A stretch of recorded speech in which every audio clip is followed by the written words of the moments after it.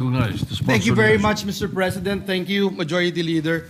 Mr. President, distinguished colleagues, good afternoon.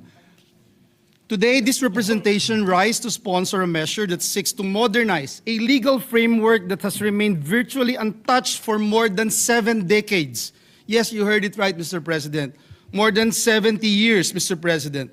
A framework that has, for too long, hindered transparency, obstructed accountability, and weakened our capacity to fight corruption and financial crime.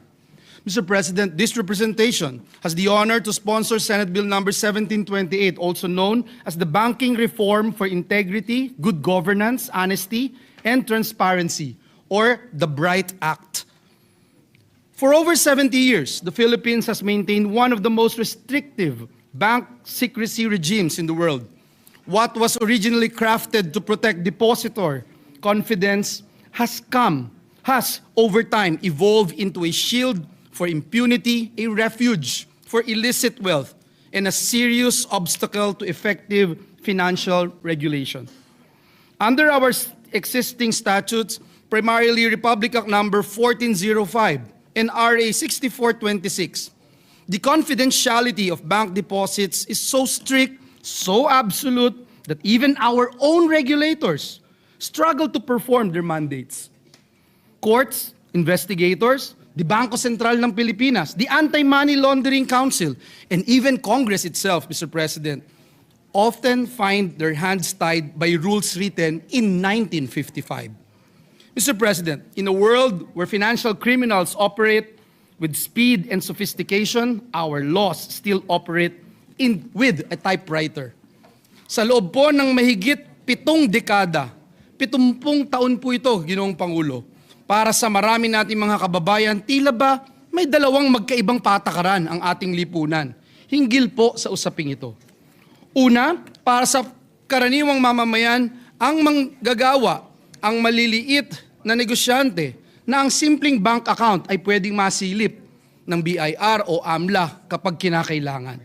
At ikalawa, para sa mga makapangyarihan at tiwaling iilan na kayang magtago ng milyon-milyon, maging bilyon-bilyon pa nga, sa likod ng isang bank secrecy law na pinasapa noong 1955 ay nagsisilbing parang bakal na pader laban sa pananagutan. Mr. President, my esteemed colleagues, this bill, the BRIGHT Act, seeks to change that. Let us speak plainly. People know when something is unfair. They know when a law that is meant to protect the privacy of all of us is used instead to protect only the powerful few. May issue ng unexplained wealth ang isang tao. Hindi pwedeng tingnan ang account. Hindi pwedeng siya sa atin. Protektado ito sa ilalim ng batas. Our people see these excuses, Mr. President. They feel these barriers and consequently lose trust in our institutions. Can we blame them? Of course not. Confidentiality is important, yes. Pero ang tanong ng taong bayan ay simple lamang, Ginoong Pangulo. Dapat po bang gamitin ang batas para pagtakpan ang mali o takbuhan ang pananagutan? Sa napakatagal po na panahon, ang sagot po ay oo. Our outdated bank secrecy laws have made it easy to hide kickbacks, conceal bribes, stash government funds, move dirty money, and evade taxes, all without fear of being caught. This is why billions in public money remain unrecovered. This is why big-time tax evaders slip through the cracks. This is why our regulators struggle to protect the financial system. Mr. President, sa loob po ng mahigit 70 taon, nasanay na po tayo sa sistemang bulag, hindi dahil hindi natin kayang tignan, kundi dahil ipinagbabawal tumingin ng mismong mga batas natin. Mr. President, distinguished colleagues, we must also confront the reality of our standing in the international community. If you look at the records, Mr. President, in 2009, the G20 declared that the era of bank secrecy is over. In 2014, the Organization for Economic Cooperation and Development, OECD, adopted global transparency standards that now govern the automatic exchange of financial information. Nearly every jurisdiction in our region, Singapore, Indonesia, Malaysia, Hong Kong, has modernized its bank transparency laws to comply with global norms. And yet, Mr. President, the Philippines, our beloved country, remains the only country in the whole world whose bank secrecy rules severely restrict even legitimate inquiries by our financial regulators. Bawat taon po na hindi natin ina-update ang ating bank secrecy laws, nilalagay din po natin ang ating bansa sa totoong panganib na muling malagay sa gray list ng Financial Action Task Force. At kapag nangyari po yan, Ginoong Pangulo, hindi lang po mga korap ang unang nagdurusa, kundi ang ordinaryong Pilipino. Ang mga OFWs na nagpapadala ng salapi sa kanilang pamilya na posibleng tumaas ang remittance fees. Ang mga small business owners na nag-a-apply ng loan na haharap sa mas mahigpit na scrutiny at mas mataas na compliance costs. At, Ginoong Pangulo, ang mga tapat na manggagawa, ang mga pamilyang nag-iipon para sa edukasyon o para sa emergency na siyang nagbabayad ng presyo ng reputational damage na dulot ng mga taong gumagamit ng secrecy para lamang po itago ang kanilang mga kasalanan. Let me emphasize, Mr. President, the cost of secrecy is paid by the people who are not hiding anything. Milyong-milyong Pilipino po ang umaasa sa isang matatag na banking financial system, isang mapagkakatiwalaang investment climate, at mababang remittance costs. Hindi po natin pwedeng hayaan na taon-taon na lamang ang mga luma at hindi na napapanahong batas ang maglalagay sa panganib sa mga lifeline na ito. The consequences at home are equally alarming, Mr. President. The Department of Finance estimates that our outdated secrecy regime results in billions of pesos in revenue losses annually due to untraceable tax evasion. The IMF, or International Monetary Fund, in its assessments to the Philippine financial sector, has repeatedly warned that our strict bank secrecy rules hamper effective supervision and may impair financial stability. Nakita na po natin, Ginoong Pangulo, kung paano ang mga yaman na nakuha sa iligal na paraan ay madali pong itago o naitatago sa likod ng sobrang higpit o ultra-strict na bank secrecy at confidentiality. At nakita na rin po natin kung paano naantala at minsan tuluyang nahihinto ang mga investigasyon dahil po sa mga batas na ang layunin po sana, Ginoong Pangulo, ay protektahan. Protektahan ang mga tapat at marangal na depositor na nagagamit din bilang kanlungan ng mga tiwaling opisyal, mga money launderer, mga nagpopondo ng iligal na droga, at mga mapagsamantalang mandaraya. Sa huli po, ang naagrabyado po rito ay hindi ang may kasalanan, kundi ang karaniwang manggagawa at pamilyang Pilipino na naniniwala sa patas at malinis na sistema. Mr. President, we cannot continue to allow secrecy to be weaponized against the Filipino people. This bill, Mr. President, the BRIGHT Act, proposes not wholesale disclosure, Mr. President, but measured transparency under very specific, legitimate circumstances. Deposits remain confidential as the general rule and may be examined only under conditions explicitly defined in the law.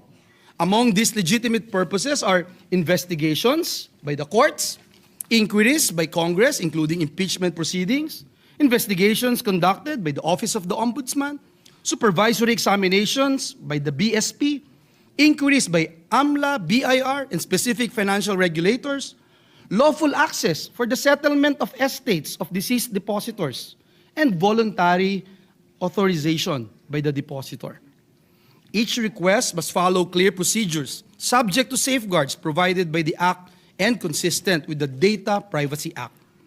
With the passage of this measure, Mr. President, for the first time in 7 decades, the Filipino people will know when public officials live beyond their means.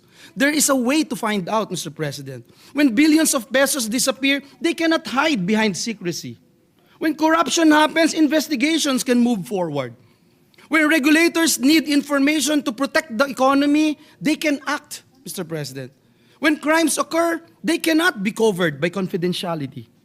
Sinasabi po ng panukalang batas na ito sa sambayan ng Pilipino, wala pong exempted sa katapatan.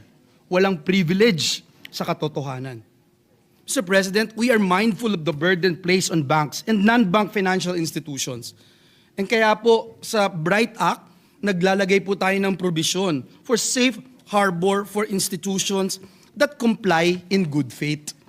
At the same time, the bill imposes penalty on individuals who abuse their authority to access deposit information and those unjustifiably refuse to disclose information when required by law. For juridical entities, the responsible officers who directly participated in the violation will also be held liable, consistent with principles under AMLA and the revised Corporation Code. This ensures accountability, Mr. President, not only at the institutional level, but also at the personal level. Allow me to state categorically, Mr. President, when I was asked a while ago about addressing fears and misconceptions. This bill, Mr. President, does not grant unfettered access to anyone's bank account. This bill does not allow political fishing expeditions. This bill does not undermine the right to privacy. Legitimate privacy remains protected. What this bill removes is the blanket of secrecy that shields corruption and criminality. Mr. President, let this representation address our honest depositors, ang ating pong mga ordinaryong manggagawa, ang ating mga OFWs, ang ating mga small business owners, ang ating mga senior citizens at retirees with deposits. Your privacy remains protected. Your accounts remain confidential. Your rights remain intact. This bill protects you. It only exposes those who betray public trust. Mr. President, our failure to modernize our bank secrecy regime has long left us behind. We have fallen out of step with global expectations and regional standards, and we continue to tie the hands of the very institutions tasked with protecting the integrity of our financial system. Kaya natutuwa din po tayo, Ginoong Pangulo, na ito ay naging parte ng Legislative Development Council na maging priority measure ng ating administrasyon. The BRIGHT Act is not merely a compliance measure, Mr. President. It is a governance reform, an anti-corruption reform, and a national integrity reform. It is a step toward recovering stolen public funds, preventing money laundering, strengthening tax enforcement, empowering regulators, and building a trustworthy and resilient financial system. And so, Mr. President, distinguished colleagues, transparency is not the enemy of progress. Secrecy is. The era when bank secrecy could be used to hide wrongdoing must come to an end. And with BRIGHT Act, the Philippines can finally join the rest of the world in upholding modern standards of financial integrity. Mr. President, the acronym of this bill is BRIGHT because that is exactly what we want for our country and our people. A brighter financial system, a brighter justice system, a brighter future where corruption has no place to hide. Our bank secrecy laws have served their purpose, but today they serve the wrong people. It is time to amend them. It is time to modernize them. It is time to put integrity at the very center of our banking system. And so, Mr. President, esteemed colleagues, this representation respectfully seek your support for the immediate passage of the BRIGHT Act, a long overdue reform essential to strengthening transparency and integrity in our financial system. Para sa bayan, para sa katapatan, para sa isang mas maliwanag na hinaharap. Maraming salamat po, Ginoong Pangulo, at pagpalain tayong lahat ng ating Panginoong Diyos. Majority Leader.